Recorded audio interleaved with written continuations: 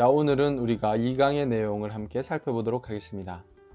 2강의 제목은 당신을 위해 준비했습니다인데 사실 이 내용은 하나님의 사랑에 대한 내용입니다. 그래서 우리가 오늘 이 시간을 통해서는 첫 번째, 왜 예수님이 우리를 위해서 죽으셔야만 했는가에 대한 내용을 살펴볼 것이고요. 그리고 두 번째로 우리를 구원하실 수 있는 유일한 존재이신 예수님을 우리가 전적으로 믿고 의지해야 된다라는 내용을 함께 살펴보도록 하겠습니다. 자, 우리가 먼저 첫 번째 그림을 보시면 이 사람이 굉장히 신앙생활을 거추장스럽게 생각하고 부담스럽게 생각하는 모습을 볼 수가 있습니다. 자, 우리도 때로는 이 신앙생활이 굉장히 불편하고 또 부담스럽게 느껴질 때가 있습니다. 왜 그럴까요? 그 이유는 우리가 우리를 향하신 하나님의 그 뜨거운 사랑, 그 크신 사랑을 제대로 알지 못하기 때문입니다. 우리가 성경의 내용을 제대로 안다면 하나님께서 얼마나 우리를 사랑하시는지를 우리가 알 수 있게 됩니다. 자, 30페이지에 보시면 성경의 내용이 나와 있습니다. 하나님께서 천지를 창조하시고 에덴 동산이라는 곳에 아담과 하와를 두십니다. 그리고 하나님께서 만드신 모든 만물을 다 관리하고 잘 다스리라고 말씀을 하시는데, 이 아담과 하와가 하나님의 말씀을 거역하고 하나님께 반역해서 죄를 짓게 되죠. 그리고 에덴 동산에서 쫓겨나게 됩니다. 이들이 자식들을 낳게 되는데 특별히 형이었던 가인이 동생인 아벨을 때려 죽이게 됩니다. 인류 최초의 살인사건이 일어나게 된 것이죠. 그래서 하나님께서는 셋이라는 아들을 또 주시고 다시금 인류가 번성할 수 있도록 하십니다. 그런데 문제는 시간이 점점 지나면서 이 사람들의 죄악이 점점 더 심해졌고 하나님께서는 노아 시대 때 홍수로 사람들을 심판하십니다. 근데 그때 노아의 방주에 타고 있었던 노아를 비롯한 8명의 사람들이 살아남게 되고 하나님께서는 다시 이 8명을 통해서 인류가 번성할 수 있도록 인도하십니다. 그런데 또 시간이 지나면서 이 사람들이 죄를 짓게 되죠. 하나님께서는 분명히 이 사람들이 온 지면에 흩어져서 생육하고 번성하여서 온 땅을 잘 다스리라고 말씀하셨는데 이들은 자기들이 이 땅의 흩어짐을 면하겠다고 이야기를 했고 또 자기들의 이름을 높이고 자기들의 이름을 내고자 바벨탑을 쌓았습니다. 그래서 하나님께서는 이들의 언어를 흩어버리시고 이들을 강제적으로 온 나라와 민족으로 흩어지게 하시죠. 자, 그 중에 한 민족이 아브라함으로부터 시작하는 이스라엘 민족입니다. 하나님께서는 특별히 이 아브라함을 선택하셔서 이스라엘 백성들의 역사를 시작하게 하시는데, 이 아브라함은 이삭을 낳게 되고 이삭은 야곱을 낳게 되고 또 야곱은 요셉이라는 사람을 낳게 됩니다. 이 요셉의 때에 이스라엘 백성들이 애굽 땅으로 이주하게 되고요. 시간이 지나면서 이 이스라엘 백성들은 애굽 땅에서 노예 생활을 하게 됩니다. 자, 근데 이 이스라엘 백성들이 애굽 땅에서 노예 생활을 하면서 너무 힘들어서 하나님 앞에 부르짖게 되고요. 그때 하나님께서는 모세라는 사람을 준비하셔서 이 이스라엘 백성들을 애굽 땅에서 이끌어내십니다. 자, 이 이스라엘 백성들은 하나님의 기적을 맛보면서 애굽 땅에서 나오게 됩니다. 홍해를 건너고 시내산이라는 곳에 도착을 해서 하나님으로부터 십계명과 레위기에 나오는 여러 가지 율법들을 받게 되죠. 자, 그리고 다시 하나님께서 약속하신 가나안 땅으로 가게 되는데 특별히 가데스 바네아라는 곳에서 정탐꾼을 보내게 됩니다. 한 지파에 한 명씩 12명의 정탐꾼을 보내게 되는데 그 중에서 2명, 우리가 잘 아는 여호수아와 갈렙만이 믿음의 눈으로 그 땅을 바라보게 됩니다. 그리고 나머지 10명은 굉장히 부정적으로 이야기를 해요. 자, 그 땅이 좋긴 좋지만 그 땅에 있는 민족들이 너무나도 강하다. 그래서 우리가 가게 되면 절대로 이길 수가 없다. 그런 굉장히 안 좋은 이야기를 하는 것이죠. 자, 그런데 사람들이 또 거기에 넘어가서 불평불만을 하고 하나님을 원망하고 다시 애굽 땅으로 돌아가려고 합니다. 그래서 하나님께서는 이스라엘 백성들이 다시금 40년 동안 광야 생활을 하도록 하시고 그 윗세대들이 다 죽고 그 이후의 세대들이 약속의 땅 가나안 땅으로 들어갈 수 있도록 그렇게 만드십니다. 그래서 40년의 광야 생활 이후에 이스라엘 백성들이 그 약속의 땅 가나안 건너편 모압 평지라는 곳에 이르게 되고요. 그곳에서 모세가 죽기 전에 유언과 같이 남긴 말씀이 신명기에 기록이 되어 있습니다. 자, 모세가 여기서 죽고 그 다음에 여호수아라는 사람이 백성의 지도자가 되어서 이스라엘 백성들을 이끌고 약속의 땅 가나안에 들어가게 됩니다. 그런데 분명히 하나님께서는 이 이스라엘 백성들에게 그 땅에 있는 민족들을 전부 다 몰아내고 죽이라고 말씀을 하셨습니다. 왜냐하면 그 땅에 있는 민족들을 남겨놓으면 이스라엘 백성들이 분명히 그들과 동화되고 그들의 나쁜 짓들, 죄악들을 배울 것이 뻔했기 때문입니다. 근데 이스라엘 백성들이 이 하나님의 말씀을 끝까지 순종하지 못했어요. 그래서 그 땅에 있는 민족들을 남겨놓게 되었고요. 결과적으로는 그 땅에 있는 잘못된 문화들, 죄악의 문화들, 우상숭배와 같은 것들을 배우게 됩니다. 그렇게 해서 시작된 시대가 바로 사사기 시대입니다. 이 사사기의 시대는 이스라엘 백성들이 끊임없이 죄악을 저지르고 점점 영적으로 타락하는 모습을 우리에게 보여줍니다. 그러니까 이스라엘 백성들이 약속의 땅에 들어가서 우상숭배와 여러 가지 죄악들을 배우게 되고 하나님께서는 그 모습을 보다가 다른 나라를 들어서 이 이스라엘 백성들을 치시죠. 그럼 이스라엘 백성들이 회개하고 다시금 하나님께 돌아오게 되고 하나님께서는 사사들을 보내셔서 그들을 구원해 내십니다. 근데 시간이 지나면 또 이 이스라엘 백성들이 하나님 앞에 죄를 저지르게 되고 하나님은 또 다른 민족을 들어서 또 치시고 그럼 이스라엘 백성들이 또 회개하고 하나님께 부르짖게 되고 그럼 하나님께서 또 사사를 들어서 또 그들을 구원해 내시고 이런 역사들이 계속해서 약 한 350년 동안 진행이 되는데 문제는 뭐냐면 점점 더 이스라엘 백성들의 영적인 상태는 안 좋아지고 나빠졌다라는 것입니다. 그래서 사사기 시대의 결론은 뭐냐면 이스라엘 백성들에게 왕이 없었기 때문에 백성들이 전부 다 자기 소견에 옳은 대로 행했다. 그게 바로 사사기의 결론인 것이죠. 그러니까 350년 동안 하나님이 사사를 통해서 이스라엘 백성들을 끊임없이 도와주시지만 이스라엘 백성들의 영적인 상태는 점점 더 안 좋아졌다. 그것이 바로 사사기 시대의 평가입니다. 그런데 이런 사사기 시대를 끝내는 사람이 있는데 그 사람의 이름이 바로 사무엘이라는 사람이죠. 하나님께서는 이 사무엘이라는 사람을 부르셔서 다시금 이스라엘 백성들이 하나님께로 돌아오게 정신을 차릴 수 있도록 인도를 하십니다. 그런데 시간이 지나서 이 사무엘의 아들들이 또 타락을 하게 됩니다. 그래서 이스라엘 백성들은 자기들에게 다른 나라들과 같이 왕을 세워달라고 사무엘에게 요청을 하게 되는 것이죠.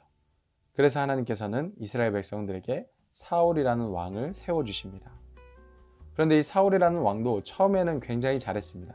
겸손하게 잘 했는데 전쟁에서 이기고 권력의 맛을 보게 되니까 점점 상태가 안 좋아지는 것이죠. 그래서 나중에는 하나님의 뜻대로 하지 않고 자기 멋대로 하다가 결국에는 죽임을 당하게 되고요. 하나님께서는 다윗이라는 사람을 왕으로 세우십니다.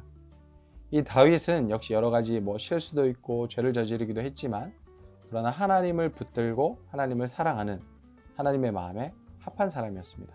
그래서 이 다윗 때 이스라엘이 굉장히 번성하게 되고요. 그 아들 솔로몬 때는 이 이스라엘의 부귀와 영화가 엄청나게 됩니다. 그런데 이 솔로몬도 처음에는 좀 잘하는가 싶더니 이내 또 타락을 해서 이스라엘 백성들을 굉장히 어렵게 만듭니다. 그래서 이 솔로몬 왕 이후에 이스라엘이 두 개로 나뉘어져서 역사가 진행이 됩니다. 북이스라엘은 솔로몬의 신하였던 여로보암이라는 사람이 왕이 되고요.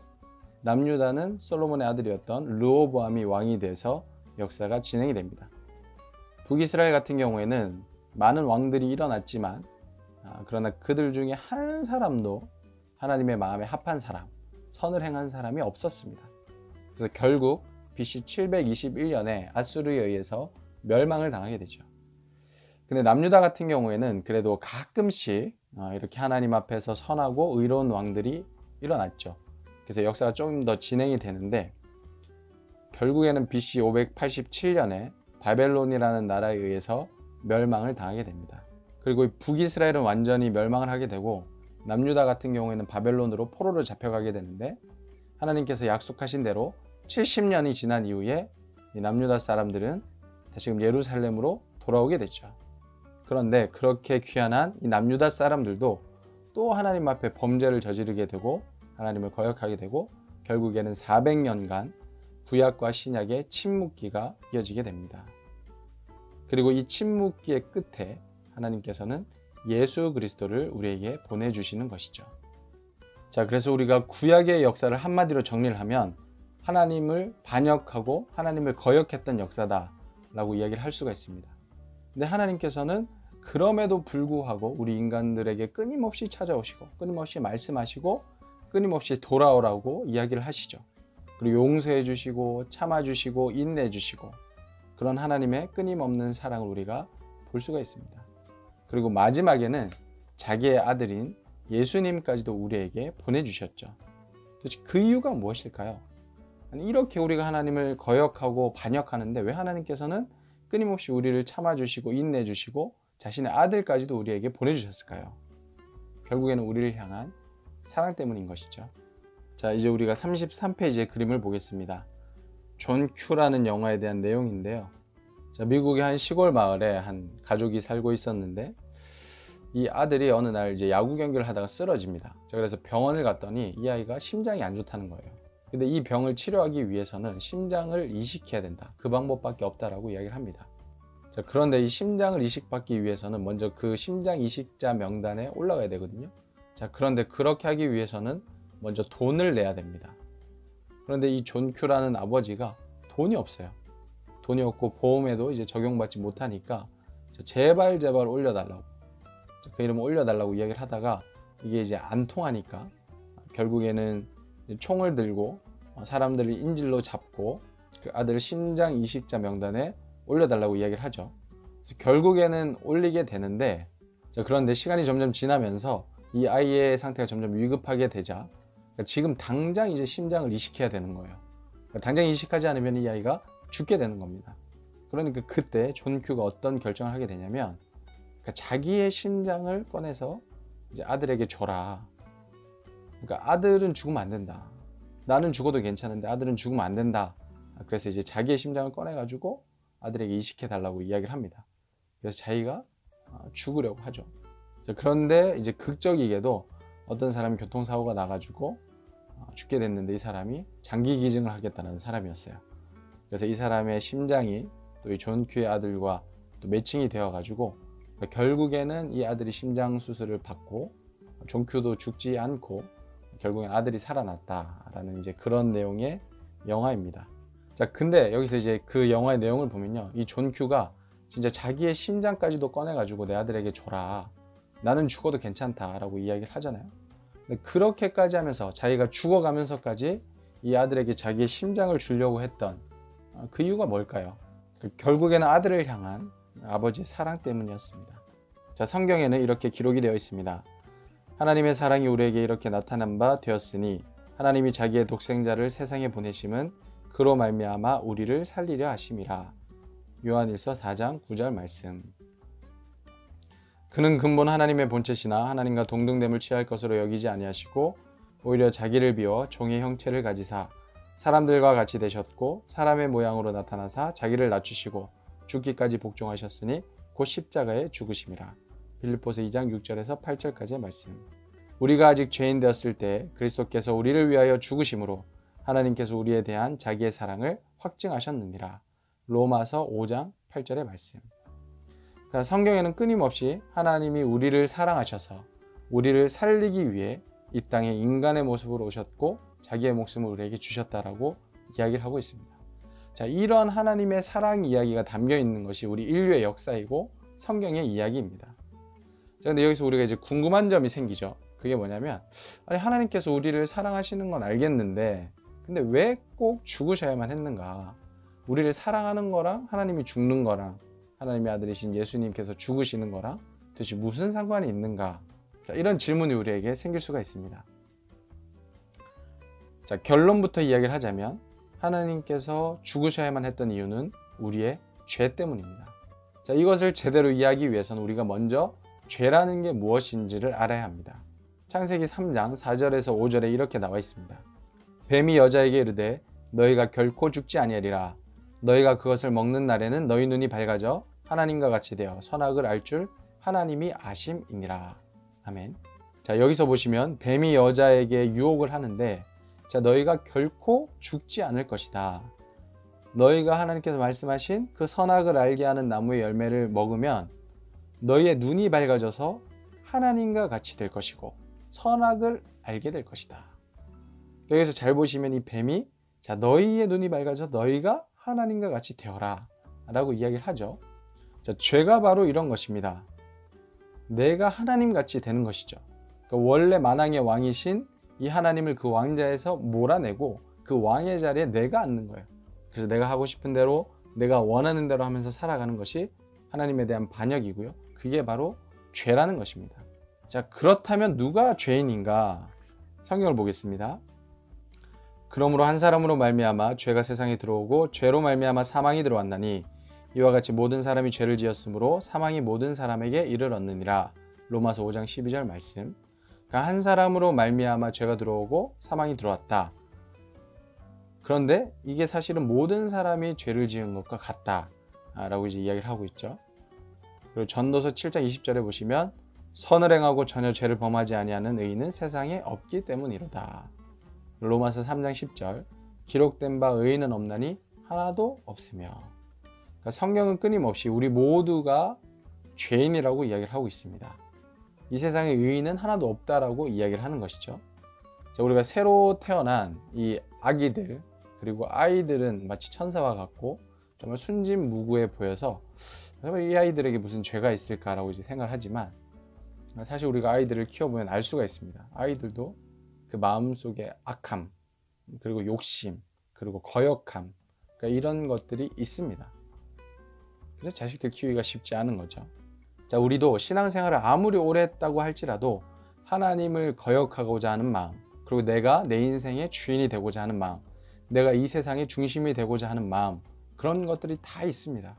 자, 그런 것들을 보면 바로 내가 죄인이라는 것을 깨달을 수가 있는 것이죠. 자, 그런데 문제는 여기 있습니다. 그 죄는 반드시 대가가 있다라는 것이죠. 자, 로마서 6장 23절의 말씀 보겠습니다. 죄의 삭은 사망이요 하나님의 연사는 그리스도 예수 우리 주 안에 있는 영생이니라. 아멘.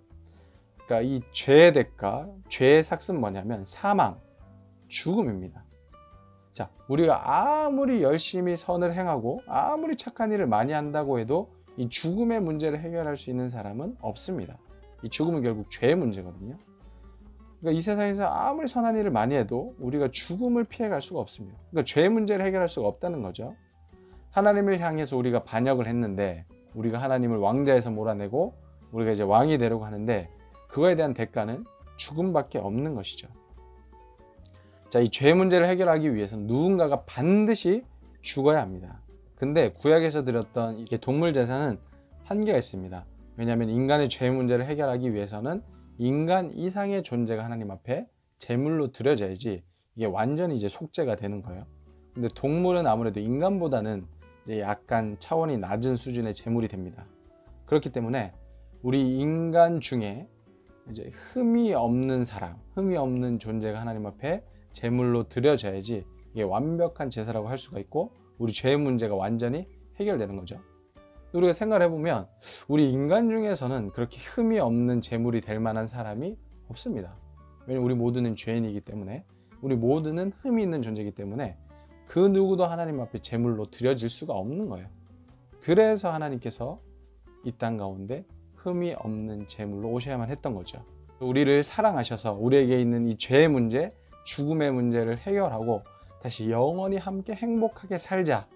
그런 마음으로 하나님께서는 이 땅 가운데 오셨고 그리고 우리를 대신해서 죽으셨다라는 것입니다. 자, 이게 바로 예수님께서 이 땅 가운데 오셔야만 했던 그리고 제물로 우리를 대신해서 죽으셔야만 했던 이유인 것이죠. 우리를 사랑하셔서 우리와 영원히 함께 살고 싶어서 그렇게 하셨다라는 것입니다. 자, 그렇다면 이제 우리는 무엇을 해야 할까요? 자, 요한복음 11장 25절에서 26절까지의 말씀입니다. 예수께서 이르시되 나는 부활이요 생명이니 나를 믿는 자는 죽어도 살겠고 무릇 살아서 나를 믿는 자는 영원히 죽지 아니하리니 이것을 내가 믿느냐. 로마서 10장 9절에서 10절까지의 말씀. 내가 만일 내 입으로 예수를 주로 시인하며 또 하나님께서 그를 죽은 자 가운데서 살리신 것을 내 마음에 믿으면 구원을 받으리라. 사람이 마음으로 믿어 의에 이르고 입으로 시인하여 구원에 이르느니라. 아멘. 자, 우리가 해야 될 일은 뭐냐면 우리의 유일한 구원자가 되시는 예수님을 믿어야 한다는 것입니다. 자, 여기서 믿는다는 것은 자신의 무력함, 무능력함을 인정하고 우리 인생의 유일한 해답이 되시는 예수님만을 전적으로 의지하며 살아간다라는 의미입니다. 자, 예를 들어 보겠습니다. 이런 거예요. 자, 어떤 사람이 심각한 불치병에 걸린 거예요. 그래서 수많은 의사들을 찾아다녔는데 아무도 그 병을 못 고친 겁니다. 그래서 죽을 날만 기다리고 있었는데 어떤 소문을 듣게 됐어요. 그게 뭐냐면 무슨 병이든 고칠 수 있는 B라는 사람이 있다. 그 사람을 찾아가면 무슨 병이든 다 나을 수 있다. 그래서 이 A라는 사람은 당장에 B를 찾아가서 자기에게 있는 모든 상황을 하소연하고 이렇게 이야기를 하는 거죠. 자, 아무도 제 병을 고칠 수 없다고 했습니다.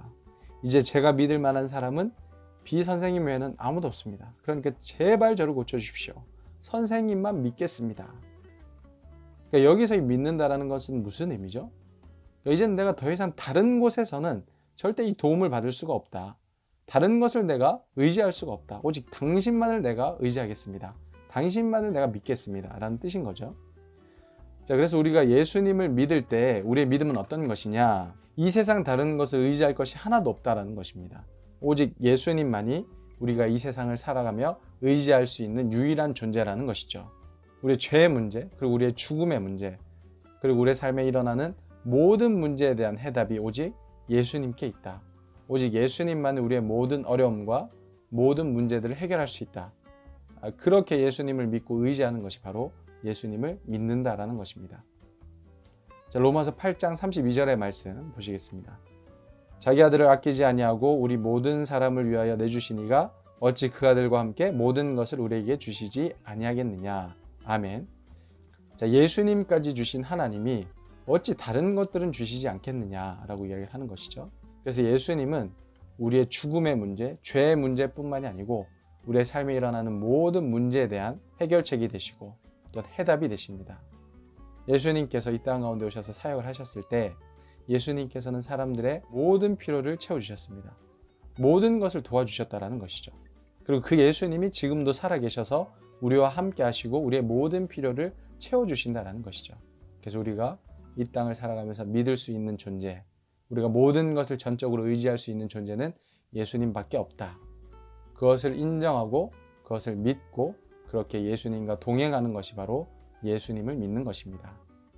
그 예수님을 믿으시기 바랍니다. 그럴 때 놀라운 하나님의 도우심이 또 하나님의 역사가 우리의 삶 가운데 일어나게 될 것입니다.